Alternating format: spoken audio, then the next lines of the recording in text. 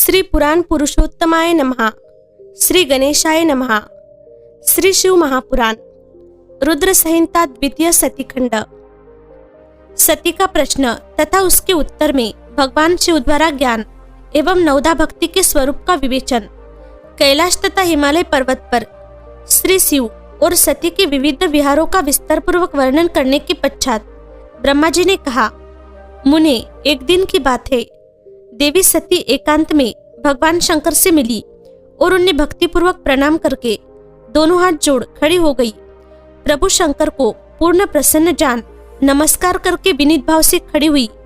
दक्ष कुमारी सती भक्ति भाव से अंजलि बांधे बोली।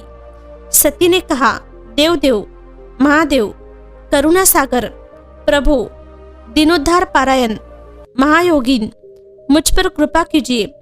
आप परम पुरुष है, सबके स्वामी है, रजोगुण, सत्वगुण और तमोगुण से परे है, निर्गुण भी है, सगुण भी है, सबके साक्षी, निर्विकार और महाप्रभु है।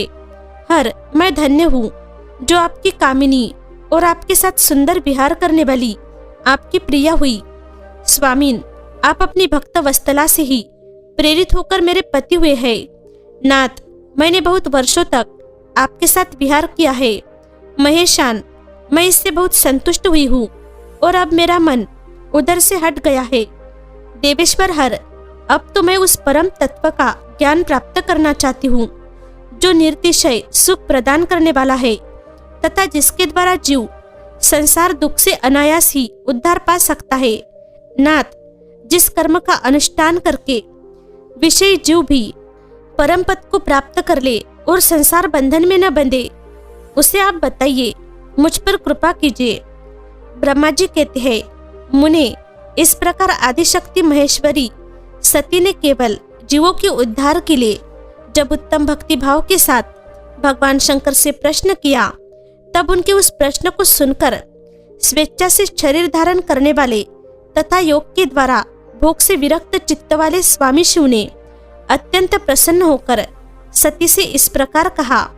शिव बोले, देवी, दक्ष नंदिनी, महेश्वरी, सुनो, मैं उसी परम तत्व का वर्णन करता हूँ जिससे वासनाबद्ध जीव तत्काल मुक्त हो सकता है। परमेश्वरी, तुम विज्ञान को परम तत्व जानो। विज्ञान वह है जिसके उदय होने पर मैं ब्रह्म हूँ ऐसा दृढ़ निश्चय हो जाता है। ब्रह्म के सिवा दूसरी किसी वस्तु का स्मरण नहीं रहता तथा उस विज्ञानी पुरुष की बुद्धि सर्वथा शुद्ध हो जाती है। प्रिय, वह विज्ञान दुर्लभ है। इस त्रिलोकी में उसका ज्ञाता कोई विरला ही होता है। वह जो और जैसा भी है सदा मेरा स्वरूप ही है, साक्षात परातत्पर ब्रह्म है। उस विज्ञान की माता है मेरी भक्ति, जो भोग और मोक्ष रूप फल प्रदान करने वाली है। वह मेरी कृपा से सुलभ होती है। भक्ति 9 प्रकार की बताई गई है। सती, भक्ति और ज्ञान में कोई भेद नहीं है। भक्त और ज्ञानी दोनों को ही सदा सुख प्राप्त होता है। जो भक्ति का विरोधी है उसे ज्ञान की प्राप्ति नहीं होती। देवी, मैं सदा भक्त के अधीन रहता हूँ और भक्ति के प्रभाव से जातिहीन नीच मनुष्यों के घरों में भी चला जाता हूँ, इसमें संशय नहीं है। सती, वह भक्ति 2 प्रकार की है, सगुना और निर्गुणा। जो वैधि शास्त्र विधि से प्रेरित और स्वाभाविक की हृदय से सहज अनुराग से प्रेरित भक्ति होती है, वह श्रेष्ठ है। तथा इससे भिन्न जो कामनामूलक भक्ति होती है वह निम्न कोटि की मानी गई है। पूर्वोक्त सगुना और निर्गुणा ये दोनों प्रकार की भक्तियाँ नैष्ठिकी और अनैष्ठिकी के भेद से 2 भेदों वाली हो जाती है। नैष्ठिकी भक्ति 6 प्रकार की जाननी चाहिए और अनैष्ठिकी एक ही प्रकार की कही गई है। विद्वान पुरुष विहिता और अविहिता आदि भेद से उसे अनेक प्रकार की मानते हैं। इन द्विविध भक्तियों के बहुत से भेद प्रभेद होने के कारण इनके तत्व का अन्यत्र वर्णन किया गया है। प्रिय, मुनियों ने सगुना और निर्गुणा दोनों भक्तियों के 9 अंग बताए हैं। दक्ष नंदिनी, मैं उन 9 अंगों का वर्णन करता हूँ, तुम प्रेम से सुनो। देवी, श्रवण, कीर्तन, स्मरण, सेवन, दास्य, अर्चन, सदा मेरा वंदन, सख्य और आत्मसमर्पण ये विद्वानों के भक्ति के 9 अंग माने हैं। शिवे, भक्ति के उपांग भी बहुत से बताए गए हैं। देवी, अब तुम मन लगाकर मेरी भक्ति के पूर्वोक्त 9 अंगों के पृथक पृथक लक्षण सुनो। वे लक्षण भोग तथा मोक्ष प्रदान करने वाले हैं। जो स्थिर आसन से बैठकर तन मन आदि से मेरी कथा कीर्तन आदि का नित्य सम्मान करता हुआ प्रसन्नता पूर्वक अपने श्रवण पुटों से उसके अमृतोपन रस का पान करता है, उसके इस साधन को श्रवण कहते हैं। जो हृदयनाश के द्वारा मेरे दिव्य जन्म कर्मों का चिंतन करता हुआ प्रेम से वाणी द्वारा उनका उच्च स्वर में उच्चारण करता है, उसके इस भजन साधन को कीर्तन कहते हैं। देवी, मुझ नित्य परमेश्वर को सदा और सर्वत्र व्यापक जानकर जो संसार में निरंतर निर्भय रहता है, उसी को स्मरण कहा गया है। अरुणोदय से लेकर हर समय सेव्य की अनुकूलता का ध्यान रखते हुए हृदय और इंद्रियों से जो निरंतर सेवा की जाती है, वही सेवन नामक भक्ति है। अपने को प्रभु का किंकर समझकर हृदयामृत के भोग से स्वामी का सदा प्रिय संपादन करना दास्य कहा गया है। अपने धन वैभव के अनुसार शास्त्रीय विधि से मुझ परमात्मा को सदा पाद्य आदि 16 उपचारों का जो समर्पण करना है, उसे अर्चन कहते हैं। मन से ध्यान और वाणी से वंदनात्मक मंत्रों के उच्चारण पूर्वक 8 अंगों से भूतल का स्पर्श करते हुए जो इष्ट देव को नमस्कार किया जाता है, उसे वंदन कहते हैं। ईश्वर मंगल या अमंगल जो कुछ भी करता है, वह सब मेरे मंगल के लिए ही है, ऐसा दृढ़ विश्वास रखना सत्य भक्ति का लक्षण है। देह आदि जो कुछ भी अपनी कही जाने वाली वस्तु है, वह सब भगवान की प्रसन्नता के लिए उन्हीं को समर्पित करके अपने निर्वाह के लिए भी कुछ बचा कर न रखना अथवा निर्वाह की चिंता से भी रहित हो जाना आत्मसमर्पण कहलाता है। ये मेरी भक्ति के 9 अंग है जो भोग और मोक्ष प्रदान करने वाले हैं। इनसे ज्ञान का प्राकट्य होता है तथा ये सब साधन मुझे अत्यंत प्रिय है। मेरी भक्ति के बहुत से उपांग भी कहे गए हैं, जैसे बिल्व आदि का सेवन आदि। इनको विचार से समझ लेना चाहिए। प्रिय, इस प्रकार मेरी सांगोपांग भक्ति सबसे उत्तम है। यह ज्ञान वैराग्य की जननी है और मुक्ति इसकी दासी है। यह सदा सब साधनों से ऊपर विराजमान है। इसके द्वारा संपूर्ण कर्मों के फल की प्राप्ति होती है। यह भक्ति मुझे सदा तुम्हारे समान ही प्रिय है। जिसके चित्त में नित्य निरंतर यह भक्ति निवास करती है, वह साधक मुझे अत्यंत प्यारा है। देवेश्वरी, तीनों लोकों और चारों युगों में भक्ति के समान दूसरा कोई सुखदायक मार्ग नहीं है। कलयुग में तो यह विशेष सुखद एवं सुविधाजनक है। देवी, कलयुग में प्रायः ज्ञान और वैराग्य के कोई ग्राहक नहीं है, इसलिए वे दोनों रुद्ध, उत्साह शून्य और जर्जर हो गए हैं। परंतु भक्ति कलयुग में तथा अन्य सब युगों में भी प्रत्यक्ष फल देने वाली है। भक्ति के प्रभाव से मैं सदा उसके वश में रहता हूँ, इसमें संशय नहीं है। संसार में जो भक्तिमान पुरुष है, उसकी मैं सदा सहायता करता हूँ, उसके सारे विघ्नों को दूर हटाता हूँ। उस भक्त का जो शत्रु होता है, वह मेरे लिए दंडनीय है, इसमें संशय नहीं है। देवी, मैं अपने भक्तों का रक्षक हूँ। भक्ति की रक्षा के लिए ही मैंने कुपित हो अपने नेत्र जनित अग्नि से काल को भी दग्ध कर डाला था। प्रिय, भक्ति के लिए मैं पूर्व काल में सूर्य पर भी अत्यंत क्रुद्ध हो उठा था और शूल लेकर मैंने उन्हें मार भगाया था। देवी, भक्त के लिए मैंने सैन्य सहित रावण को भी क्रोधपूर्वक त्याग दिया और उसके प्रति कोई पक्षपात नहीं किया। सती, देवेश्वरी, बहुत कहने से क्या लाभ, मैं सदा ही भक्तों के अधीन रहता हूँ और भक्ति करने वाले पुरुष के अत्यंत वश में हो जाता हूँ। ब्रह्मा जी कहते हैं, नारद, इस प्रकार भक्त का महत्व सुनकर दक्ष कन्या सती को बड़ा हर्ष हुआ। उन्होंने अत्यंत प्रसन्नता पूर्वक भगवान शिव को मन ही मन प्रणाम किया। मुने, सती देवी ने पुनः भक्ति कांड विषयक शास्त्र के विषय में भक्ति पूर्वक पूछा। उन्होंने जिज्ञासा की कि जो लोक में सुखदायक तथा जीवों के उद्धार के साधनों का प्रतिपादक है, वह शास्त्र कौन सा है। उन्होंने यंत्र मंत्र शास्त्र, उसके महात्मा तथा अन्य जीवोद्धारक धर्ममय साधनों के विषय में विशेष रूप से जानने की इच्छा प्रकट की। सती के इस प्रश्न को सुनकर शंकर जी के मन में बड़ी प्रसन्नता हुई। उन्होंने जीवों के उद्धार के लिए सब शास्त्रों का प्रेम पूर्वक वर्णन किया। महेश्वर ने 5 अंगों सहित तंत्र शास्त्र, यंत्र शास्त्र, तथा भिन्न भिन्न देवेश्वरों की महिमा का वर्णन किया। मुनीश्वर इतिहास कथा सहित उन देवताओं की भक्तों की महिमा का, वर्णाश्रम धर्मों का तथा राजधर्मों का भी निरूपण किया। पुत्र और स्त्री के धर्म की महिमा का, कभी नष्ट न होने वाले वर्णाश्रम धर्म का और जीवों को सुख देने वाले वैदिक शास्त्र तथा ज्योतिष शास्त्र का भी वर्णन किया। महेश्वर कृपा करके उत्तम सामुद्रिक शास्त्र का तथा और भी बहुत से शास्त्रों का तत्वता वर्णन किया। इस प्रकार लोकोपकार करने के लिए सद्गुण संपन्न शरीर धारण करने वाले त्रिलोक सुखदायक और सर्वज्ञ सती शिव हिमालय के कैलाश शिखर पर तथा अन्य अन्य स्थानों में नाना प्रकार की लीलाएं करते रहे। वे दोनों दंपति साक्षात परब्रह्म स्वरूप है। दंडकारण्य में शिव को श्री राम के प्रति मस्तक झुकाते देख सती का मोह तथा शिव की आज्ञा से उनके द्वारा श्री राम की परीक्षा। नारद जी बोले, ब्राह्मण विधे प्रजानाथ महाप्राज्ञ दयानिधे, आपने भगवान शंकर तथा देवी सती के मंगलकारी सुयश का श्रवण कराया है। अब इस समय पुनः प्रेम पूर्वक उनके उत्तम यश का वर्णन कीजिए। उन शिव दंपत्ति ने वहां रहकर कौन सा चरित्र किया था?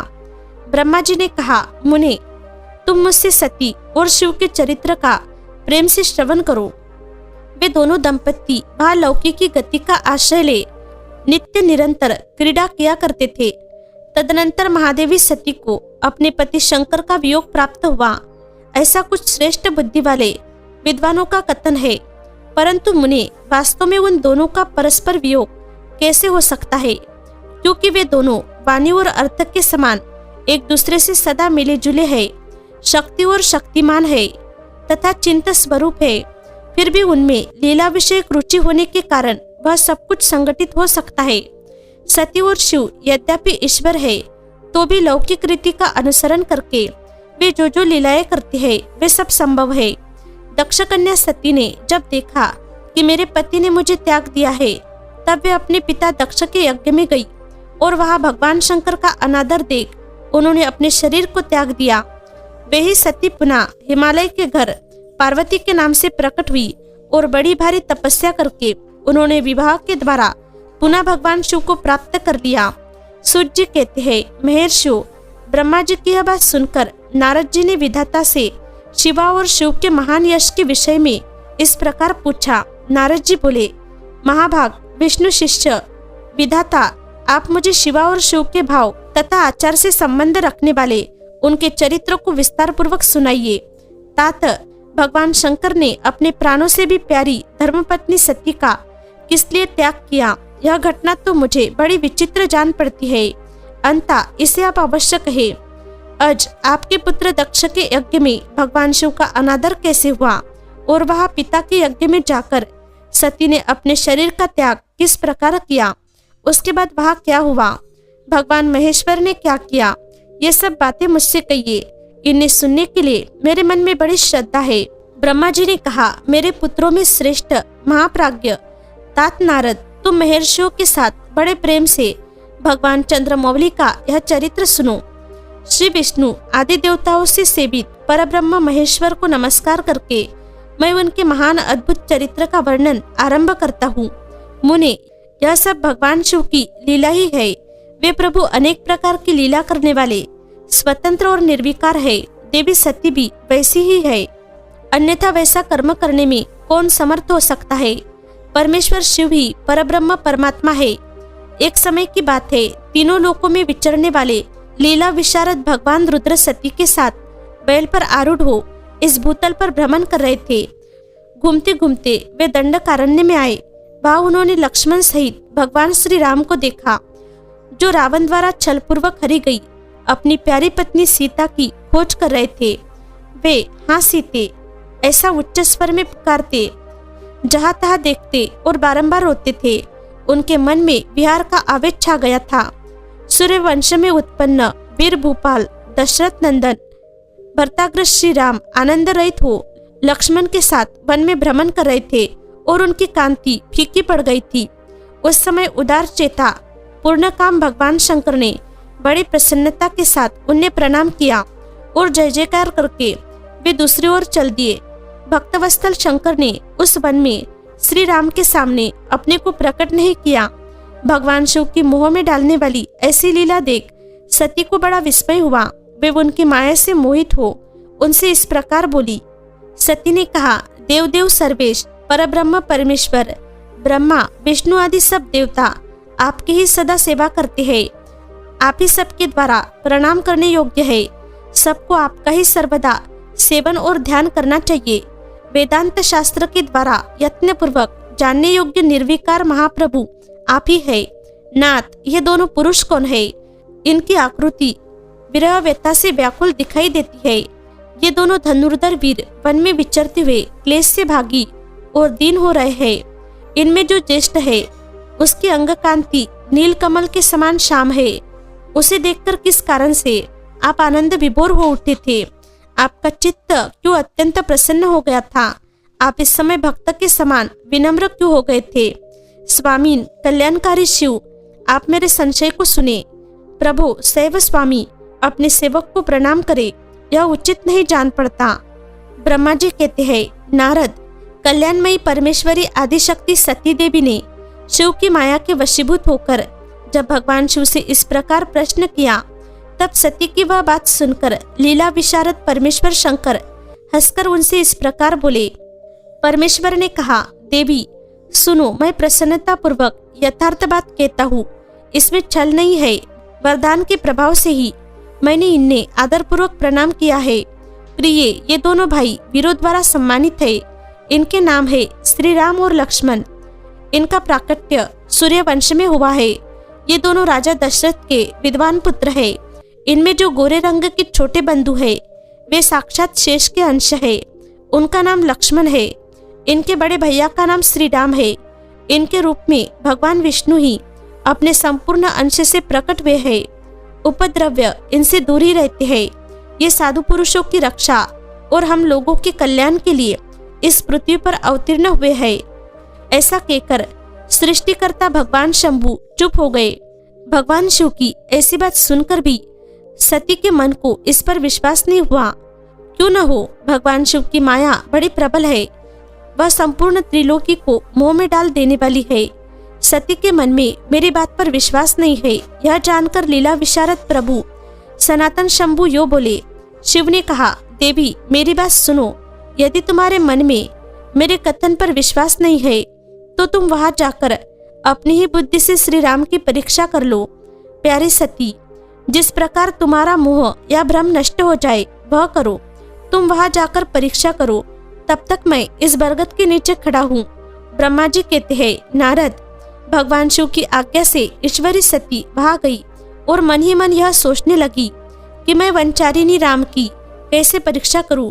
अच्छा, मैं सीता का रूप धारण करके राम के पास चलूं। यदि राम साक्षात विष्णु है तब तो सब कुछ जान लेंगे, अन्यथा वे मुझे नहीं पहचानेंगे।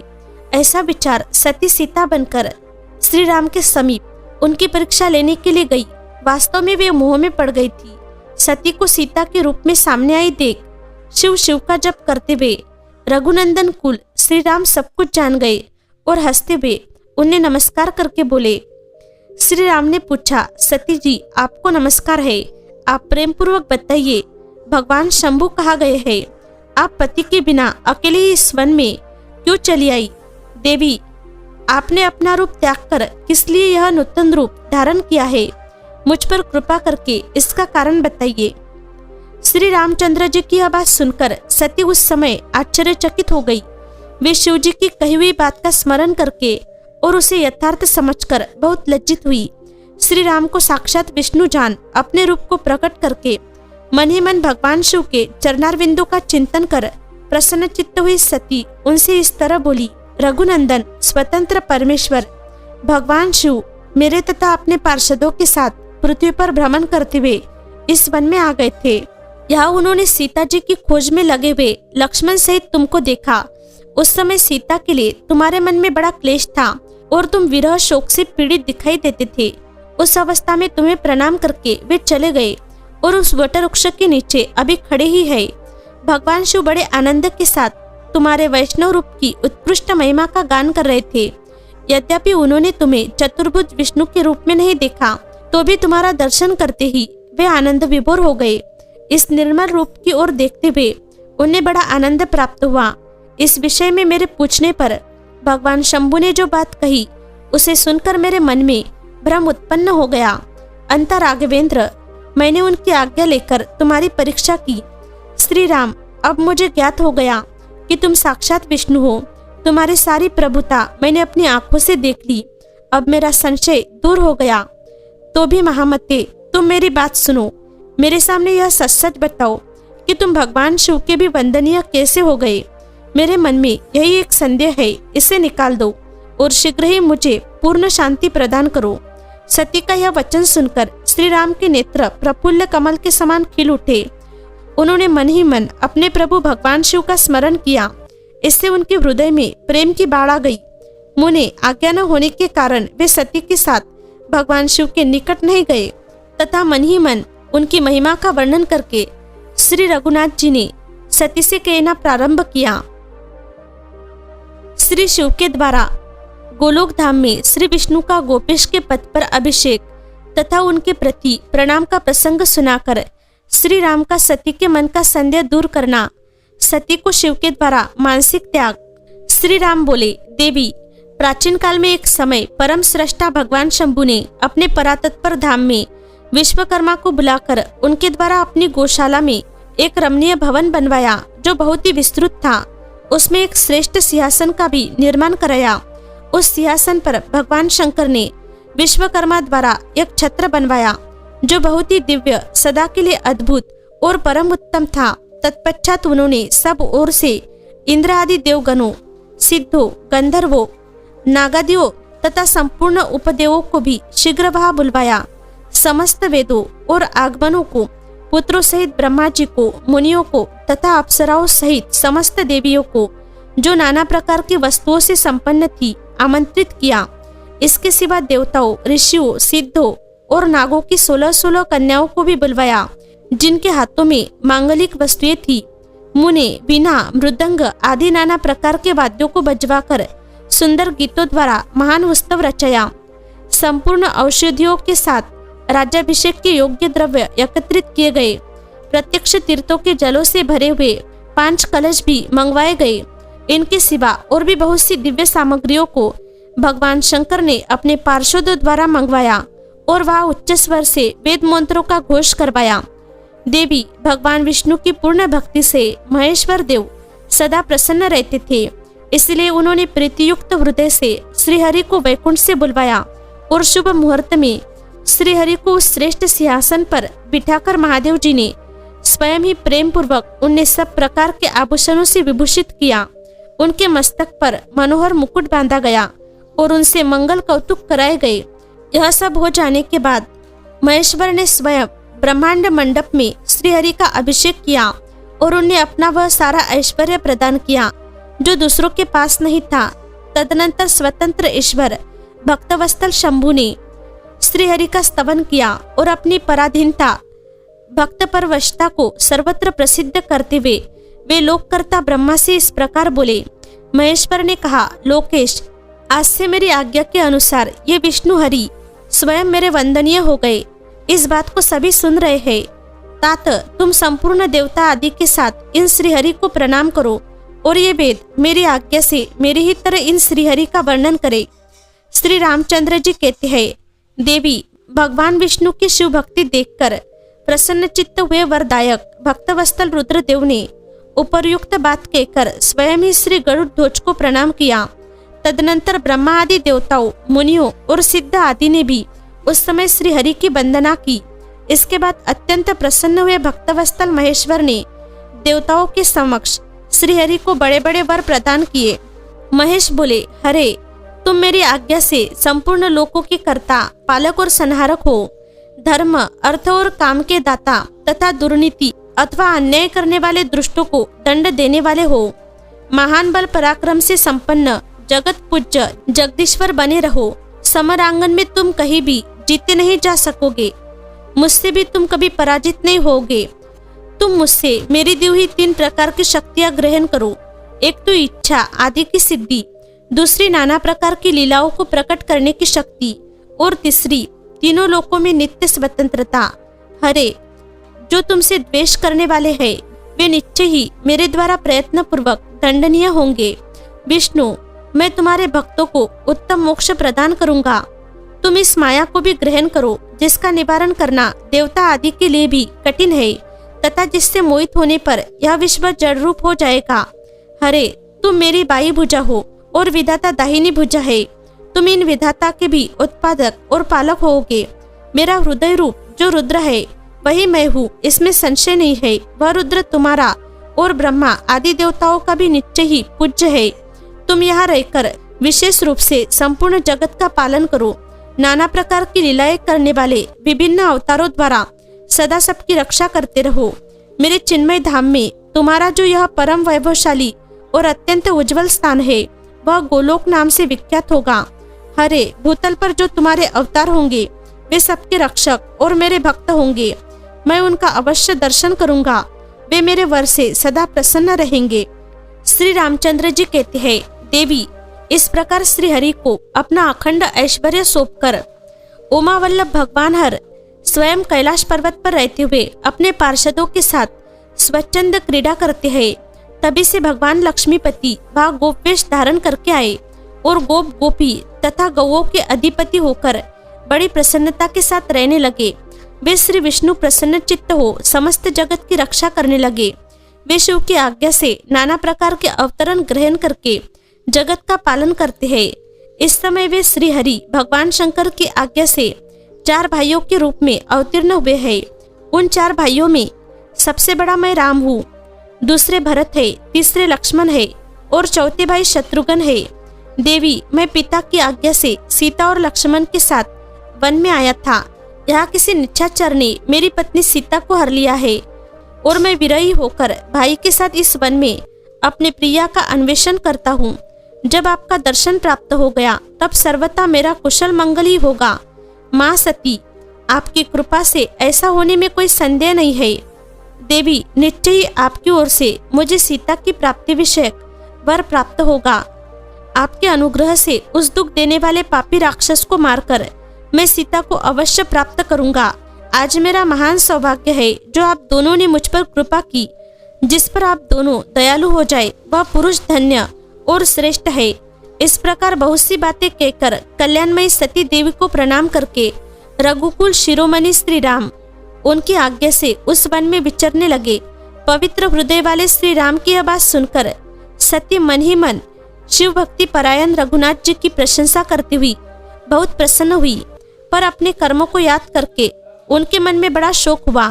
उनकी अंग कांति फीकी पड़ गई। वे उदास होकर शिवजी के पास लौटी। मार्ग में जाते हुए देवी सती बारंबार चिंता करने लगी कि मैंने भगवान शिव की बात नहीं मानी और श्री राम के प्रति कुत्सित बुद्धि कर ली। अब शंकर जी के पास जाकर उन्हें क्या उत्तर दूंगी। इस प्रकार बारंबार विचार करके उन्हें उस समय बड़ा पश्चाताप हुआ। शिव के समीप जाकर सती ने उन्हें मन ही मन प्रणाम किया। उनके मुख पर विषाद छा रहा था। वे शोक से व्याकुल और निस्तेज हो गई थी। सती को दुखी देख भगवान हर ने उनका कुशल समाचार पूछा और प्रेम पूर्वक कहा, तुमने किस प्रकार परीक्षा ली। उनकी यह बात सुनकर सती मस्तक झुकाए उनके पास खड़ी हो गई। उनका मन शोक और विषाद में डूबा हुआ था। भगवान महेश्वर ने ध्यान लगाकर सती का सारा चरित्र जान लिया और उन्हें मन से त्याग दिया।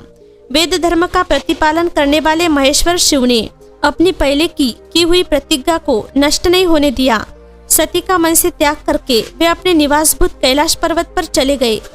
मार्ग में महेश्वर और सती को सुनाते हुए आकाशवाणी बोली, परमेश्वर, तुम धन्य हो और तुम्हारी यह प्रतिज्ञा भी धन्य है। तीनों लोकों में तुम्हारे जैसा महायोगी और महाप्रभु दूसरा कोई नहीं है। वह आकाशवाणी सुनकर देवी सती की कांति फीकी पड़ गई। उन्होंने भगवान शिव से पूछा, नाथ, मेरे परमेश्वर, आपने कौन सी प्रतिज्ञा की है, बताइए। सती के इस प्रकार पूछने पर भी उनका हित चाहने वाले प्रभु ने पहले अपने विवाह के विषय में भगवान विष्णु के सामने जो प्रतिज्ञा की थी उसे नहीं बताया। मुने उस समय सती ने अपने प्राण वल्लभ पति भगवान शिव का ध्यान करके उस समस्त कारणों को जान लिया जिससे उनके प्रियतम ने उन्हें त्याग दिया था। शंभु ने मेरा त्याग कर दिया। इस बात को जानकर दक्ष कन्या सती शीघ्र ही अत्यंत शोक में डूब गई और बारंबार सिसकने लगी। सती के मनोभाव को जानकर शिव शिव ने उनके लिए जो प्रतिज्ञा की थी उसे गुप्त ही रखा और वे दूसरी बहुत सी कथाएं कहने लगे। नाना प्रकार की कथाएं कहते हुए वे सती के साथ कैलाश पर जा पहुंचे और ज्येष्ठ आसन पर स्थित हो चित्तवृत्तियों के निरोध पूर्वक समाधि लगा अपने स्वरूप का ध्यान करने लगे। सती मन में अत्यंत विषाद ले अपने उस धाम में रहने लगी। मुने शिवा और शिव के उस चरित्र को कोई नहीं जानता था। महामुने श्वेश्या से शरीर धारण करके लोकलीला का अनुसरण करने वाले उन दोनों प्रभुओं का इस प्रकार वहां रहते हुए दीर्घकाल व्यतीत हो गया। तत्पश्चात उत्तम लीला करने वाले महादेव जी ने ध्यान तोड़ा। यह जानकर जगदम्बा सती वहां आई और उन्होंने व्यतीत हृदय से शिव के चरणों में प्रणाम किया। उदार चेता शंभु ने उन्हें अपने सामने बैठने के लिए आसन दिया और बड़े प्रेम से बहुत सी मनोरथ कथाएं कही। उन्होंने वैसे ही लीला करके सती के शोक को तत्काल दूर कर दिया। वे पूर्ववत सुखी हो गई। फिर भी शिव ने अपनी प्रतिज्ञा को नहीं छोड़ा। तात परमेश्वर शिव के विषय में यह कोई आश्चर्य की बात नहीं समझनी चाहिए। मुनि लोग शिवा और शिव की ऐसी ही कथा कहते हैं। कुछ मनुष्य उन दोनों में वियोग मानते हैं, परंतु उनमें वियोग कैसे संभव है? शिवा और शिव के चरित्र को वास्तविक रूप से कौन जानता है? वे दोनों सदा अपनी इच्छा से खेलते और भांति भांति की लीला करते रहते हैं। सती और शिव वाणी और अर्थ की भांति एक दूसरे से नित्य संयुक्त है। उन दोनों में वियोग होना असंभव है। उनकी इच्छा से ही उनमें लीला वियोग हो सकता है। प्रयाग में समस्त महात्मा मुनियों द्वारा किए गए यज्ञ में दक्ष का भगवान शिव को तिरस्कार पूर्वक शाप देना तथा नंदी द्वारा ब्राह्मण कुल को शाप प्रदान, भगवान शिव का नंदी को शांत करना। ब्रह्मा जी कहते हैं, नारद, पूर्व काल में समस्त महात्मा मुनि प्रयाग में एकत्र हुए थे। वहां सम्मिलित हुए उन सब महात्माओं का विधि विधान से एक बहुत बड़ा यज्ञ हुआ। उस यज्ञ में सनकादि सिद्धिगण, देवर्षि, प्रजापति, देवता तथा ब्रह्म का साक्षात्कार करने वाले ज्ञानी भी पधारे थे। मैं भी मूर्तिमान महातेजस्वी निगमों और आगमों से युक्त हूँ सहपरिवार वहां गया था। अनेक प्रकार के उत्सवों के साथ वहां उनका विचित्र समाज जुटा था। नाना शास्त्रों के संबंध में ज्ञान चर्चा एवं वाद विवाद हो रहे थे। मुने उसी अवसर पर सती तथा पार्षदों के साथ त्रिलोक हितकारी सृष्टिकर्ता एवं सबके स्वामी भगवान रुद्र भी वहां पहुंचे। भगवान शिव को आया देख संपूर्ण देवताओं, सिद्धों तथा मुनियों ने और मैंने भी भक्तिभाव से उन्हें प्रणाम किया और उनकी स्तुति की। फिर शिव की आज्ञा पाकर सब लोग प्रसन्नता पूर्वक यथास्थान बैठ गए। भगवान का दर्शन पाकर सब लोग संतुष्ट थे और अपने सौभाग्य की सराहना करते थे। इसी बीच में प्रजापतियों के भी पति प्रभु दक्ष, जो बड़े तेजस्वी थे, अकस्मात घूमते हुए प्रसन्नता पूर्वक वहां आए। वे मुझे प्रणाम करके मेरी आज्ञा ले वहां बैठे। दक्ष उन दिनों समस्त ब्रह्मांड के अधिपति बनाए गए थे, अतएव सबके द्वारा सम्माननीय थे, परंतु अपने इस गौरवपूर्ण पद को लेकर उनके मन में बड़ा अहंकार था, क्योंकि वे तत्व ज्ञान से क्षुण्ण थे।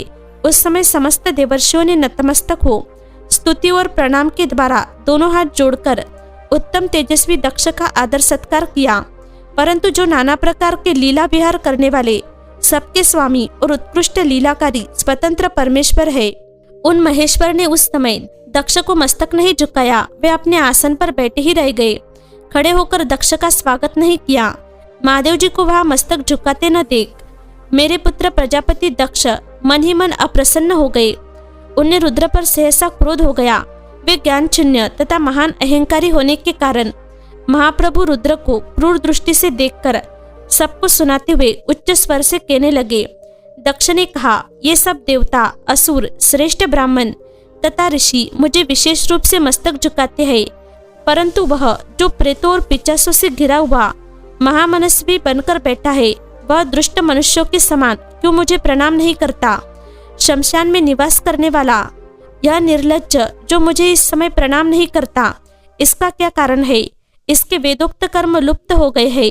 यह भूतों और पिशाचों से सेवित हो मतवाला बना फिरता है और शास्त्रीय विधि की अवहेलना करके नीति मार्गों को सदा कलंकित किया करता है। इसके साथ रहने वाले या इसका अनुसरण करने वाले लोग पाखंडी, दुष्ट, पापाचारी तथा ब्राह्मण को देखकर उद्दंडता पूर्वक उसकी निंदा करने वाले होते हैं। यह स्वयं ही स्त्री में आसक्त रहने वाला तथा रति कर्म में ही दक्ष है। अंत में इसे शाप देने को उद्यत हूँ। यह रुद्र चारों वर्णों से पृथक और कुरूप है, इसे यज्ञ से बहिष्कृत कर दिया जाए। यह शमशान में निवास करने वाला तथा उत्तम कुल और जन्म से हीन है, इसलिए देवताओं के साथ यह यज्ञ में भाग न पाए। ब्रह्मा जी कहते हैं, नारद, दक्ष की कही हुई यह बात सुनकर भृगु आदि बहुत से महर्षि रुद्रदेव को दुष्ट मानकर देवताओं के साथ उनकी निंदा करने लगे। दक्ष की बात सुनकर नंदी को बड़ा रोष हुआ। उनके नेत्र चंचल हो उठे और वे दक्ष को शाप देने के विचार से तुरंत इस प्रकार बोले। नंदीश्वर ने कहा, अरे रे महामूढ़, दुष्ट बुद्धि छठ दक्ष, तूने मेरे स्वामी महेश्वर को यज्ञ से बहिष्कृत क्यों कर दिया? जिनके स्मरण मात्र से यज्ञ सफल और तीर्थ पवित्र हो जाते हैं, उन्हीं महादेव जी को तूने शाप कैसे दे दिया? दुर्बुद्धि दक्ष, तूने ब्राह्मण जाति की चपलता से प्रेरित हो इन रुद्रदेव को व्यर्थ ही शाप दे डाला है। महाप्रभु रुद्र सर्वथा निर्दोष है, तथापि तूने व्यर्थ ही उनका उपवास किया है। ब्राह्मण धाम, जिन्होंने इस जगत की सृष्टि की, जो इसका पालन करते हैं और अंत में जिनके द्वारा इसका संहार होगा, उन्हीं इन महेश्वर रूप को तूने शाप कैसे दे दिया? नंदी के इस प्रकार फटकारने पर प्रजापति दक्ष रोष से आग बबूला हो गए और उन्हें शाप देते हुए बोले, अरे रुद्रगणों, तुम सब लोग वेद से बहिष्कृत हो जाओ, वैदिक मार्ग से भ्रष्ट तथा महर्षियों द्वारा परित्यक्त हो, पाखंडवाद में लग जाओ और शिष्टाचार से दूर रहो। सिर पर जटा और शरीर में भस्म एवं हड्डियों के आभूषण धारण करके मद्यपान में आसक्त रहो। जब दक्ष ने शिव के पार्षदों को इस प्रकार शाप दे दिया, तब उस शाप को सुनकर शिव के प्रिय भक्त नंदी अत्यंत रोष के वशीभूत हो गए। शिलाद पुत्र नंदी भगवान शिव के प्रिय पार्षद और तेजस्वी है। वे गर्व से भरे हुए महादुष्ट दक्ष को तत्काल इस प्रकार उत्तर देने लगे। नंदीश्वर बोले, अरे शठ दुर्बुद्धि दक्ष, तुझे शिव के तत्व का बिल्कुल ज्ञान नहीं है। अंततः तूने शिव के पार्षदों को व्यर्थ शाप दिया है। अहंकारी दक्ष, जिनके चित्त में दृष्टता भरी है, उन भृगु आदि ने भी ब्राह्मण तत्व के अभिमान में आकर महाप्रभु महेश्वर का उपवास किया है। अंततः जो भगवान रुद्र से विमुख तुझ जैसे दुष्ट ब्राह्मण विद्यमान है, उनको मैं रुद्र तेज के प्रभाव से ही शाप दे रहा हूँ। तुझ जैसे ब्राह्मण कर्मफल के प्रशंसक वेदवाद में फंसकर वेद के तत्व ज्ञान से शून्य हो जाए। वे ब्राह्मण सदा भोगों में तन्मय रहकर स्वर्ग को ही सबसे बड़ा पुरुषार्थ मानते हुए स्वर्ग से बढ़कर दूसरी कोई वस्तु नहीं है ऐसा कहते रहे तथा क्रोध, लोभ और मद से युक्त हो निर्लज्ज भिक्षुक बने रहे। कितने ही ब्राह्मण वेद मार्गों को सामने रखकर शूद्रों का यज्ञ करने वाले और दरिद्र होंगे, सदा दान लेने में ही लगे रहेंगे। दूषित दान ग्रहण करने के कारण वे सब के सब नरकगामी होंगे। दक्ष, उनमें से कुछ ब्राह्मण तो ब्रह्म राक्षस भी होंगे। जो परमेश्वर शिव को सामान्य देवता समझकर उनसे द्रोह करता है, वह दृष्टि बुद्धि वाला प्रजापति दक्ष तत्वज्ञान से विमुख हो जाए। यह विषय सुख की इच्छा से कामना रूपी कपट से युक्त धर्म वाले गृहस्थ में आसक्त रहकर कर्मकांड का तथा कर्मफल की प्रशंसा करने वाले सनातन वेदवाद का ही विस्तार करता रहे।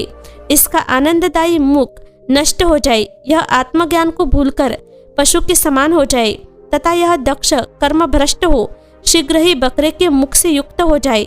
इस प्रकार कुपित हुए नंदी ने जब ब्राह्मणों को और दक्ष ने महादेव जी को शाप दिया, तब वह महान हाहाकार मच गया। नारद, मैं वेदों का प्रतिपादक होने के कारण शिव तत्व को जानता हूँ, इसीलिए दक्ष का वह शाप सुनकर मैंने बारंबार उसकी तथा भृगु आदि ब्राह्मणों की भी निंदा की।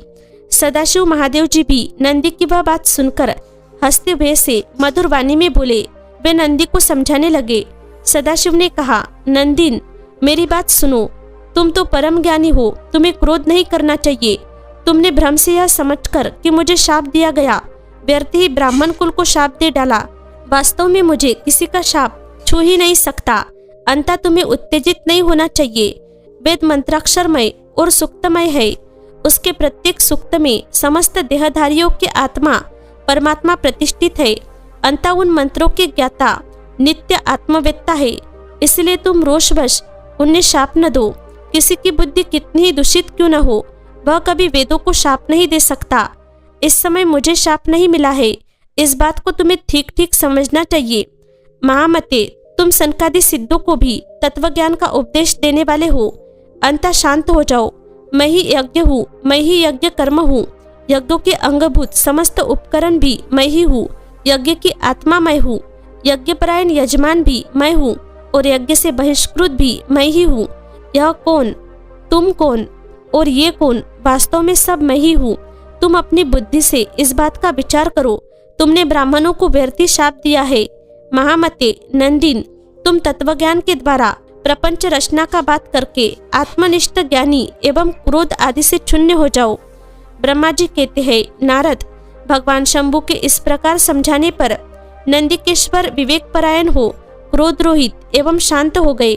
भगवान शिव भी अपने प्राण प्रिय पार्षद नंदी को शीघ्र ही तत्व का बोध कराकर प्रथम गणों के साथ भा से प्रसन्नता पूर्वक अपने स्थान को चल दिए। इधर रोष वेश से युक्त दक्ष भी ब्राह्मणों से घिरे हुए अपने स्थान को लौट गए, परंतु उनका चित्त शिव द्रोह में ही तत्पर था। उस समय रुद्र को शाप दिए जाने की घटना का स्मरण करके दक्ष सदा महान रोष से भरे रहते थे। उनकी बुद्धि पर मूर्ता छा गई थी। वे शिव के प्रति श्रद्धा को त्याग कर शिव पूजकों की निंदा करने लगे। तात नारद, इस प्रकार परमात्मा शंभु के साथ दुर्व्यवहार करके दक्ष ने अपनी जिस दुष्ट बुद्धि का परिचय दिया था वह मैंने तुम्हें बता दी। अब तुम उनकी पराकाष्ठा को पहुंची हुई दुर्बुद्धि का वृत्तांत सुनो। मैं बता रहा हूँ। दक्ष के द्वारा महान यज्ञ का आयोजन, उसमें ब्रह्मा, विष्णु, देवताओं और ऋषियों का आगमन, दक्ष द्वारा सबका सत्कार, यज्ञ का आरंभ, दधीची द्वारा भगवान शिव को बुलाने का अनुरोध और दक्ष के विरोध करने पर शिव भक्तों का वहां से निकल जाना। ब्रह्मा जी कहते हैं, नारद, एक समय दक्ष ने एक बहुत बड़े यज्ञ का आरंभ किया। उस यज्ञ की दीक्षा लेकर उन्होंने उस समय समस्त देवर्षियों, महर्षियों तथा देवताओं को बुलाया। वे सभी उस यज्ञ में पधारे। अगस्त, कश्यप, अत्रि, वामदेव, भृगु, दधीची, भगवान व्यास, भारद्वाज, गौतम, पैल, पराशर, गर्ग, भार्गव, कुकुश, शीत, सुमंतु, त्रिक, कंक और वैशपायम, ये तथा दूसरे बहुसंख्यक मुनि अपने स्त्री पुत्रों को साथ ले मेरे पुत्र दक्ष के यज्ञ में हर्षपूर्वक सम्मिलित हुए थे। इनके सिवा समस्त देवगण, महाअभ्युदयशाली, लोकपालगण और सभी उपदेवता अपनी उपकारक सैन्य शक्ति के साथ वहां पधारे थे। दक्ष ने प्रार्थना करके सदल बल मुझ विश्व सृष्टा ब्रह्मा को भी सत्यलोक से बुलवाया था। इस तरह भांति भांति से सादर प्रार्थना करके वैकुंठ लोक से भगवान विष्णु भी उस यज्ञ में बुलाए गए थे। शिवद्रोही दुरात्मा दक्ष ने उन सबका बड़ा सत्कार किया। विश्वकर्मा ने अत्यंत दीप्तिमान, विशाल और बहुमूल्य दिव्य भवन बनाए थे। दक्ष ने वे ही भवन समागत अतिथियों को ठहरने के लिए दिए।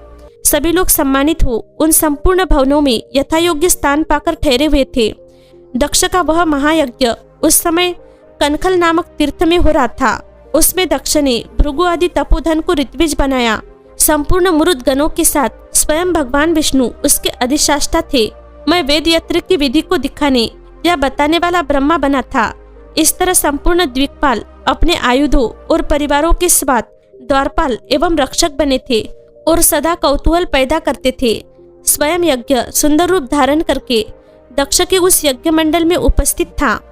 महामुनियों में श्रेष्ठ सभी महर्षि स्वयं वेदों के धारण करने वाले हुए थे। अग्नि ने भी उस यज्ञ महोत्सव में शीघ्र ही हविष्य ग्रहण करने के लिए अपने सहस्त्र रूप प्रकट किए थे। वह 88,000 ऋत्विज एक साथ हवन करते थे। 64,000 देवर्षि उद्गाता थे। अर्धयु एवं होता भी उतने ही थे। नारद आदि देवर्षि और सप्तर्षि पृथक पृथक गातागान कर रहे थे। दक्ष ने अपने उस महायज्ञ में गंधर्वों, विद्याधरों, सिद्धों, 12 आदित्यों, उनके गणों, यज्ञों तथा नागलोक में विचरने वाले समस्त नागों का भी बहुत बड़ी संख्या में वर्ण किया था। ब्रह्मर्षि, राजर्षि और देवर्षियों के समुदाय तथा बहुसंख्यक नरेश भी उसमें आमंत्रित थे, जो अपने मित्रों, मंत्रियों तथा सेनाओं के साथ आए थे। यजमान दक्ष ने उस यज्ञ में वसु आदि समस्त गण देवताओं का भी वरण किया था।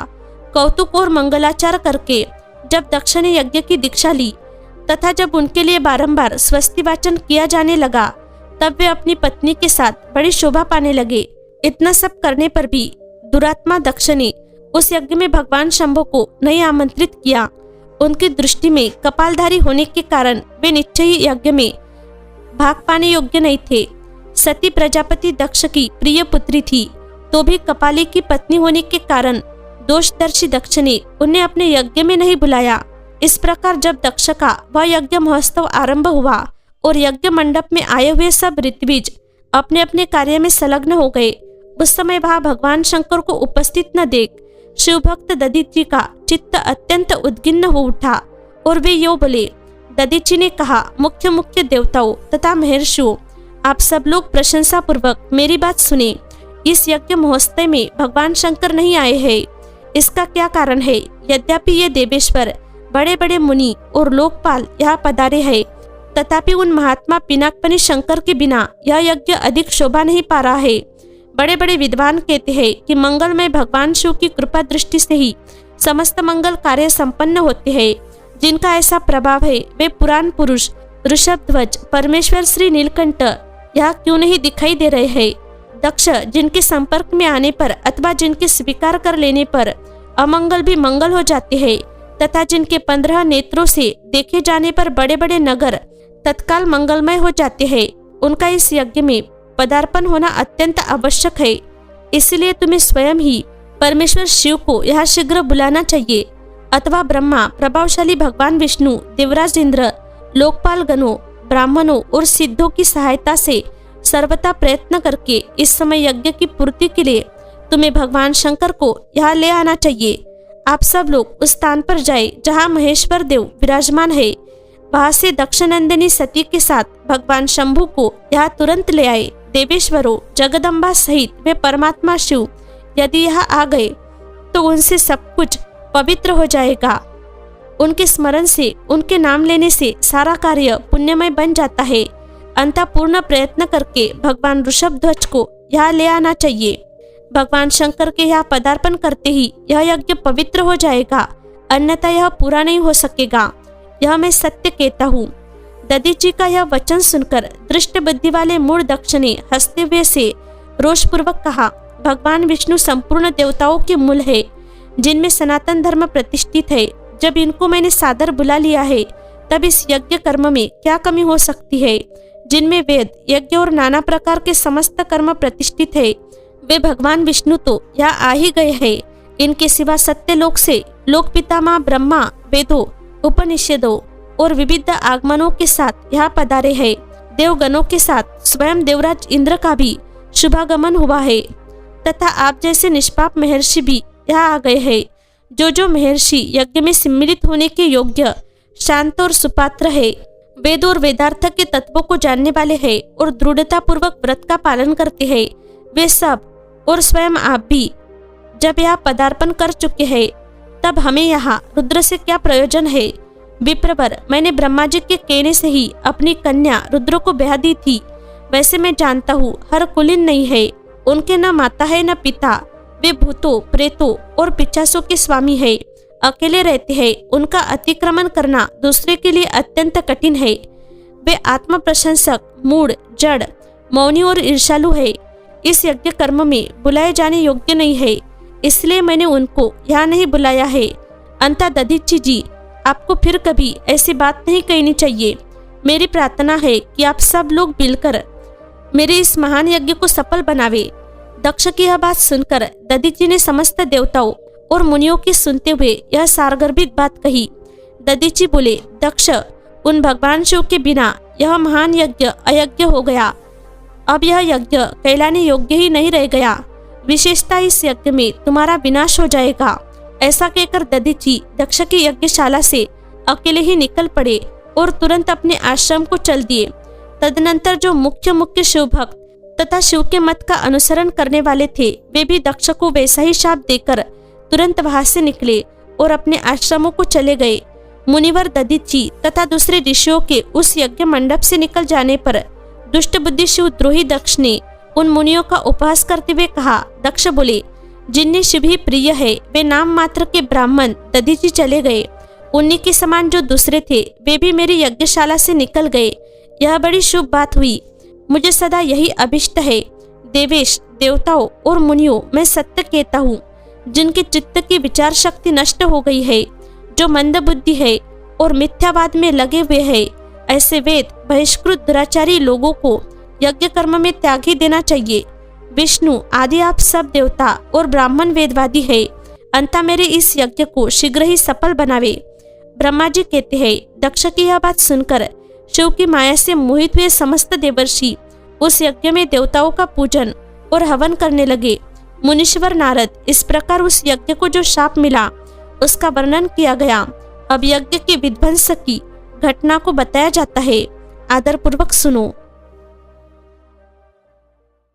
दक्ष यज्ञ का समाचार पा सती का शिव से वहां चलने के लिए अनुरोध।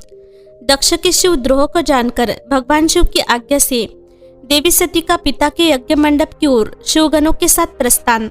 ब्रह्मा जी कहते हैं, नारद जब देवर्षिगण बड़े उत्साह और हर्ष के साथ दक्ष के यज्ञ में जा रहे थे, उसी समय दक्ष कन्या देवी सती गंधमादन पर्वत पर चंदोबे से युक्त धारागृह में सखियों से घिरी हुई भांति भांति की उत्तम क्रीड़ाएं कर रही थी। प्रसन्नता पूर्वक क्रीड़ा में लगी हुई देवी सती ने उस समय रोहिणी के साथ दक्ष यज्ञ में जाते हुए चंद्रमा को देखा। देखकर वे अपनी हितकारिणी प्राण प्यारी श्रेष्ठ सखी विजया से बोली, मेरी सखियों में श्रेष्ठ प्राणप्रिय विजय, जल्दी जाकर पूछ तो आ, ये चंद्रदेव रोहिणी के साथ कहाँ जा रहे हैं। सती के इस प्रकार आज्ञा देने पर विजया तुरंत उनके पास गई और उसने यथोचित शिष्टाचार के साथ पूछा, चंद्रदेव आप कहाँ जा रहे हैं। विजया का यह प्रश्न सुनकर चंद्रदेव ने अपनी यात्रा का उद्देश्य आदरपूर्वक बताया। दक्ष के यहाँ होने वाले यज्ञ उत्सव आदि का सारा वृत्तांत कहा। वह सब सुनकर विजया बड़ी उतावली के साथ देवी के पास आई और चंद्रमा ने जो कुछ कहा था वह सब उसने कह सुनाया। उसे सुनकर कालिका सती देवी को बड़ा विस्मय हुआ। अपने यहाँ सूचना न मिलने का क्या कारण है, यह बहुत सोचने विचारने पर भी उनकी समझ में नहीं आया। तब उन्होंने पार्षदों से घिरे अपने स्वामी भगवान शिव के पास आकर भगवान शंकर से पूछा।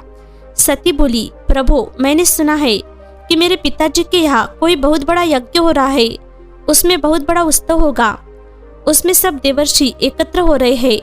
देव देवेश्वर, पिताजी के उस महान यज्ञ में चलने की रुचि आपको क्यों नहीं हो रही है। इस विषय में जो बात हो वह सब बताइए। महादेव, सुहृदों का यह धर्म है कि वे सुहृदों के साथ मिले जुले, यह मिलन उनके महान प्रेम को बढ़ाने वाला होता है। अंता प्रभु मेरे स्वामी, आप मेरी प्रार्थना मानकर सर्वथा प्रयत्न करके मेरे साथ पिताजी की यज्ञशाला में आज ही चलिए। सती की यह बात सुनकर भगवान महेश्वर देव, जिनका हृदय दक्ष के वाग्बाणों से घायल हो चुका था, मधुर वाणी में बोले, देवी तुम्हारे पिता दक्ष मेरे विशेष द्रोही हो गए हैं। जो प्रमुख देवता और ऋषि अभिमानी मूढ़ और ज्ञान शून्य है, वे ही सब तुम्हारे पिता के यज्ञ में गए हैं। जो लोग बिना बुलाए दूसरे के घर जाते हैं वे वहां अनादर पाते हैं, जो मृत्यु से भी बढ़कर कष्टदायक है। अंता प्रिय, तुमको और मुझको तो विशेष रूप से दक्ष के यज्ञ में नहीं जाना चाहिए, क्योंकि वहां हमें बुलाया नहीं गया है। यह मैंने सच्ची बात कही है। महात्मा महेश्वर के ऐसा कहने पर सती रोषपूर्वक बोली, शंभो आप सबके ईश्वर है, जिनके जाने से यज्ञ सफल होता है, उन्हीं आपको मेरे दुष्ट पिता ने इस समय आमंत्रित नहीं किया है। प्रभु उस दुरात्मा का अभिप्राय क्या है, वह सब मैं जानना चाहती हूँ। साथ ही वहाँ आए हुए संपूर्ण दुरात्मा देवर्षियों के मनोभाव का भी मैं पता लगाना चाहती हूँ। अंता प्रभु मैं आज ही पिता के यज्ञ में जाती हूँ। नाथ महेश्वर, आप मुझे वहाँ जाने की आज्ञा दे दे। देवी सती के ऐसा कहने पर सर्वज्ञ सर्वद्रष्टा सृष्टिकर्ता एवं कल्याण स्वरूप साक्षात भगवान रुद्र उनसे इस प्रकार बोले। शिव ने कहा, उत्तम व्रत का पालन करने वाली देवी, यदि इस प्रकार तुम्हारी रुचि वहाँ अवश्य जाने के लिए हो गई है तो मेरी आज्ञा से तुम शीघ्र अपने पिता के यज्ञ में जाओ। यह नंदी ऋषभ सुसज्जित है। तुम एक महारानी के अनुरूप राजोपचार साथ ले सादर इस पर सवार हो। बहुसंख्यक प्रथम गणों के साथ यात्रा करो। प्रिय, इस विभूषित ऋषभ पर आरूढ़ हो। रुद्र के इस प्रकार आदेश देने पर सुंदर आभूषणों से अलंकृत सती देवी सब साधनों से युक्त हो पिता के घर की ओर चली। परमात्मा शिव ने उन्हें सुंदर वस्त्र, आभूषण तथा परम उज्ज्वल छत्र, चामर आदि महाराजोचित उपचार दिए। भगवान शिव की आज्ञा से 60,000 रुद्रगण बड़ी प्रसन्नता और महान उत्सव के साथ कौतूहल पूर्वक सती के साथ गए। उस समय वहां यज्ञ के लिए यात्रा करते समय सब और महान उत्सव होने लगा। महादेव जी के गणों ने शिवप्रिया सती के लिए बड़ा भारी उत्सव रचाया। वे सभी गण कौतूहल पूर्वक कार्य करने तथा सती और शिव के यश को गाने लगे। शिव के प्रिय और महान वीर प्रथम गण प्रसन्नता पूर्वक उछलते कूदते चल रहे थे। जगदम्बा के यात्रा काल में सब प्रकार से बड़ी भारी शोभा हो रही थी। उस समय जो सुकत जय जयकार आदि का शब्द प्रकट हुआ, उससे तीनों लोग गूंज उठे। यज्ञशाला में शिव का भाग न देखकर सती के रोषपूर्ण वचन, दक्ष द्वारा शिव की निंदा सुन दक्ष तथा देवताओं को धिक्कार फटकार कर सती द्वारा अपने प्राण त्याग का निश्चय। ब्रह्मा जी कहते हैं, नारद, दक्ष कन्या सती उस स्थान पर गई जहाँ वह महान प्रकाश से युक्त यज्ञ हो रहा था। वहाँ देवता, असुर और मुनिंद्र आदि के द्वारा कौतूहल पूर्वक कार्य हो रहे थे। सती ने वहाँ अपने पिता के भवन को नाना प्रकार की आश्चर्यजनक वस्तुओं से संपन्न, उत्तम प्रभा से परिपूर्ण, मनोहर तथा देवताओं और ऋषियों के समुदाय से भरा हुआ देखा। देवी सती भवन के द्वार पर जाकर खड़ी हुई और अपने वाहन नंदी से उतरकर अकेली ही शीघ्रता पूर्वक यज्ञशाला के भीतर चली गई। सती को आई देख उनकी यशस्विनी माता अस्किनी ने और बहनों ने उनका यथोचित आदर सत्कार किया, परंतु दक्ष ने उन्हें देखकर भी कुछ आदर नहीं किया तथा उन्हीं के भय से शिव की माया से मोहित हुए दूसरे लोग भी उनके प्रति आदर का भाव न दिखा सके। मुनि सब लोगों के द्वारा तिरस्कार प्राप्त होने से सती देवी को बड़ा विस्मय हुआ, तो भी उन्होंने अपने माता पिता के चरणों में मस्तक झुकाया। उस यज्ञ में सती ने विष्णु आदि देवताओं के भाग देखे, परंतु शंभु का भाग उन्हें कहीं नहीं दिखाई दिया। तब सती ने दुस्सह क्रोध प्रकट किया। वे अपमानित होने पर भी रोष से भरकर सब लोगों की ओर क्रूर दृष्टि से देखती और दक्ष को जलाती हुई सी बोली। सती ने कहा, प्रजापति, आपने परम मंगलकारी भगवान शिव को इस यज्ञ में क्यों नहीं बुलाया, जिनके द्वारा यह संपूर्ण चराचर जगत पवित्र होता है, जो स्वयं ही यज्ञवेत्ताओं में श्रेष्ठ, यज्ञ के अंग, यज्ञ की दक्षिणा और यज्ञकर्ता यजमान है। उन भगवान शिव के बिना यज्ञ की सिद्धि कैसे हो सकती है? अहो, जिनके स्मरण करने मात्र से सब कुछ पवित्र हो जाता है, उन्हीं के बिना किया हुआ यह सारा यज्ञ अपवित्र हो जाएगा। द्रव्य, मंत्र आदि, हव्य और कव्य, ये सब जिनके स्वरूप है, उन्हीं भगवान शिव के बिना इस यज्ञ का आरंभ कैसे किया गया? क्या आपने भगवान शिव को सामान्य देवता समझकर उनका अनादर किया है? आज आपकी बुद्धि भ्रष्ट हो गई है, इसलिए आप पिता होकर भी मुझे अधम जच रहे हैं। अरे, ये विष्णु और ब्रह्मा आदि देवता तथा मुनि अपने प्रभु भगवान शिव के आए बिना इस यज्ञ में कैसे चले आए?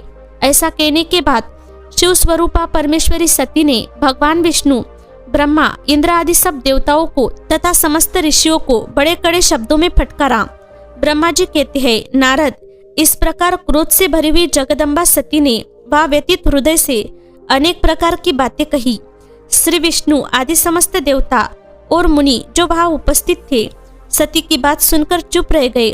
अपनी पुत्री के वैसे वचन सुनकर कुपित हुए दक्ष ने सती की ओर क्रूर दृष्टि से देखा और इस प्रकार कहा। दक्ष बोले, भद्रे, तुम्हारे बहुत कहने से क्या लाभ? इस समय यहाँ तुम्हारा कोई काम नहीं है। तुम जाओ या ठहरो, यह तुम्हारी इच्छा पर निर्भर है। तुम यहाँ आई ही क्यों? समस्त विद्वान जानते हैं कि तुम्हारे पति शिव अमंगल रूप है। वे कुलीन भी नहीं है, वेद से बहिष्कृत है और भूतों, प्रेतों तथा पिशाचों के स्वामी है। वे बहुत ही कुवेश धारण किए रहते हैं, इसलिए रुद्र को इस यज्ञ के लिए नहीं बुलाया गया है। बेटी, मैं रुद्र को अच्छी तरह जानता हूँ, अंततः जानबूझकर ही मैंने देवर्षियों की सभा में उनको आमंत्रित नहीं किया है। रुद्र को शास्त्र के अर्थ का ज्ञान नहीं है, वे उद्दंड और दुरात्मा है। मुझ मूढ़ पापी ने ब्रह्मा जी के कहने से उनके साथ तुम्हारा विवाह कर दिया था। अंततः शुचि स्मिते, तुम क्रोध छोड़कर स्वस्थ शांत हो जाओ। इस यज्ञ में तुम आ ही गई तो स्वयं अपना भाग या दहेज ग्रहण करो। दक्ष के ऐसा कहने पर उनकी त्रिभुवन पूजिता पुत्री सती ने शिव की निंदा करने वाले अपने पिता की ओर जब दृष्टिपात किया, तब उनका रोष और भी बढ़ गया। वे मन ही मन सोचने लगी कि अब मैं शंकर जी के पास कैसे जाऊंगी। यदि शंकर जी के दर्शन की इच्छा से वहां गई और उन्होंने यहाँ का समाचार पूछा तो मैं उन्हें क्या उत्तर दूंगी। तदनंतर तीनों लोगों की जननी सती रोषावेश से युक्त हो लंबी सांस खींचती हुई अपने दुष्ट हृदय पिता दक्ष से बोली, सती ने कहा, जो महादेव जी की निंदा करता है अथवा जो उनकी होती हुई निंदा को सुनता है, वे दोनों तब तक नरक में पड़े रहते हैं जब तक चंद्रमा और सूर्य विद्यमान है। अंता तात मैं अपने इस शरीर को त्याग दूंगी, जलती आग में प्रवेश कर जाऊंगी। अपने स्वामी का अनादर सुनकर अब मुझे अपने इस जीवन की रक्षा से क्या प्रयोजन। यदि कोई समर्थ हो तो वह स्वयं विशेष यत्न करके शंभु की निंदा करने वाले पुरुष की जीभ को बलपूर्वक काट डाले, तभी वह शिव निंदा श्रवण के पाप से शुद्ध हो सकता है, इसमें संचय नहीं है। यदि कुछ कर सकने में असमर्थ हो तो बुद्धिमान पुरुष को चाहिए कि वह दोनों कान बंद करके बाहर से निकल जाए, इससे वह शुद्ध रहता है, दोष का भागी नहीं होता, ऐसे श्रेष्ठ विद्वान कहते हैं। इस प्रकार धर्मनीति बताने पर सती को अपने आने के कारण बड़ा पश्चाताप हुआ। उन्होंने व्यथित चित्त से भगवान शंकर के वचन का स्मरण किया। फिर सती अत्यंत कुपित हो दक्ष से, उन विष्णु आदि समस्त देवताओं से तथा मुनियों से भी निडर होकर बोली। सती ने कहा, तात तुम भगवान शंकर के निंदक हो, इसके लिए तुम्हें पश्चाताप होगा। यहाँ महान दुख भोग कर अंत में तुम्हें यातना भोगनी पड़ेगी। इस लोक में जिनके लिए न कोई प्रिय है न अप्रिय, उन निर्वैर परमात्मा शिव के प्रतिकूल तुम्हारे सिवा दूसरा कौन चल सकता है। जो दुष्ट लोग हैं वे सदा ईर्ष्यापूर्वक यदि महापुरुषों की निंदा करे तो उनके लिए यह कोई आश्चर्य की बात नहीं है, परंतु जो महात्माओं के चरणों की रस से अपने अज्ञान अंधकार को दूर कर चुके हैं, उन्हें महापुरुषों की निंदा शोभा नहीं देती। जिनका शिव यह 2 अक्षरों का नाम कभी बातचीत के प्रसंग से मनुष्यों की वाणी द्वारा एक बार भी उच्चरित हो जाए तो वह संपूर्ण पाप राशि को शीघ्र ही नष्ट कर देता है। उन्हीं पवित्र कीर्ति वाले निर्मल शिव से तुम द्वेष करते हो। आश्चर्य है, वास्तव में तुम अशिव अमंगल रूप हो। महापुरुषों के मन रूपी मधुकर ब्रह्मानंदमय रस का पान करने की इच्छा से जिनके सर्वार्थदायक चरण कमलों का निरंतर सेवन किया करते हैं, उन्हीं से तुम मूर्खतावश दोष करते हो। जिन्हें तुम नाम से शिव और काम से अशिव बताते हो, उन्हें क्या तुम्हारे सिवा दूसरे विद्वान नहीं जानते? ब्रह्मा आदि देवता, सनक आदि मुनि तथा अन्य ज्ञानी क्या उनके स्वरूप को नहीं समझते? उदार बुद्धि भगवान शिव जटा फैलाए, कपाल धारण किए, शमशान में भूतों के साथ प्रसन्नता पूर्वक रहते तथा भस्म एवं नरमुंडों की माला धारण करते हैं। इस बात को जानकर भी जो मुनि और देवता उनके चरणों से गिरे हुए निर्माल्य को बड़े आदर के साथ अपने मस्तक पर चढ़ाते हैं, इसका क्या कारण है? यही कि वे भगवान शिव ही साक्षात परमेश्वर है। प्रवृत्ति यज्ञ यज्ञादि और निवृत्त शमदम आदि 2 प्रकार के कर्म बताए गए हैं। मनीषी पुरुषों को उनका विचार करना चाहिए। वेद में विवेचन पूर्वक उनके रागी और विरागी 2 प्रकार के अलग अलग अधिकारी बताए गए हैं। परस्पर विरोधी होने के कारण उक्त दोनों प्रकार के कर्मों का एक साथ एक ही कर्ता के द्वारा आचरण नहीं किया जा सकता। भगवान शंकर तो परब्रह्म परमात्मा है, उनमें इन दोनों ही प्रकार के कर्मों का प्रवेश नहीं है। उन्हें कोई कर्म प्राप्त नहीं होता, उन्हें किसी भी प्रकार के कर्म करने की आवश्यकता नहीं है। पिताजी, हमारा ऐश्वर्य अव्यक्त है, उसका कोई लक्षण व्यक्त नहीं है। सदा आत्मज्ञानी महापुरुष ही उसका सेवन करते हैं। तुम्हारे पास वह ऐश्वर्य नहीं है। यज्ञशालाओं में रहकर वहाँ के अन्न से तृप्त होने वाले कर्मठ लोगों को जो भोग प्राप्त होता है, उससे वह ऐश्वर्य बहुत दूर है। जो महापुरुषों की निंदा करने वाला और दुष्ट है, उसके जन्मों को धिक्कार है। विद्वान पुरुष को चाहिए कि उसके संबंध को विशेष रूप से प्रयत्न करके त्याग दे। जिस समय भगवान शिव तुम्हारे साथ मेरा संबंध दिखलाते हुए मुझे दक्ष यानी कहकर पुकारेंगे, उस समय मेरा मन सहसा अत्यंत दुखी हो जाएगा। इसलिए तुम्हारे अंग से उत्पन्न हुए सदाशिव के तुल्य घृणित इस शरीर को इस समय मैं निश्चय ही त्याग दूंगी और ऐसा करके सुखी हो जाऊंगी। हे देवताओं और मुनियों, तुम सब लोग मेरी बात सुनो। तुम्हारे हृदय में दृष्टता आ गई है। तुम लोगों का यह कर्म सर्वथा अनुचित है। तुम सब लोग मूढ़ हो, क्योंकि शिव की निंदा और कलह तुम्हें प्रिय है। अंततः भगवान हर से तुम्हें इस कुकर्म का निश्चय ही पूरा दंड मिलेगा। ब्रह्मा जी कहते हैं, नारद, उस यज्ञ में दक्ष तथा देवताओं से ऐसा कहकर सती देवी चुप हो गई और मन ही मन अपने प्राण वल्लभ शंभु का स्मरण करने लगी।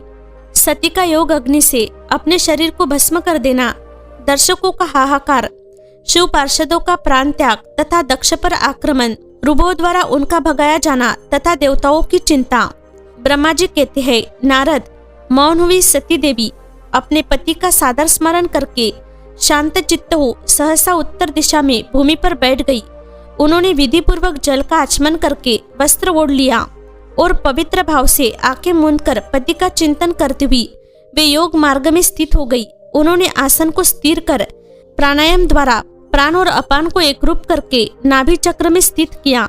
फिर उद्दान वायु को बलपूर्वक नाभि चक्र से ऊपर उठाकर बुद्धि के साथ हृदय में स्थापित किया।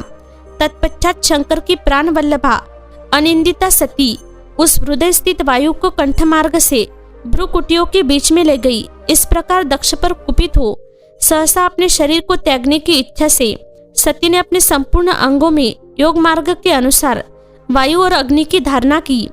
तदनंतर अपने पति के चरणार बिंदु का चिंतन करती हुई सती ने अन्य सब वस्तुओं का ध्यान भुला दिया। उनका चित्त योग मार्ग में स्थित हो गया था, इसलिए वहां उन्हें पति के चरणों के अतिरिक्त और कुछ नहीं दिखाई दिया।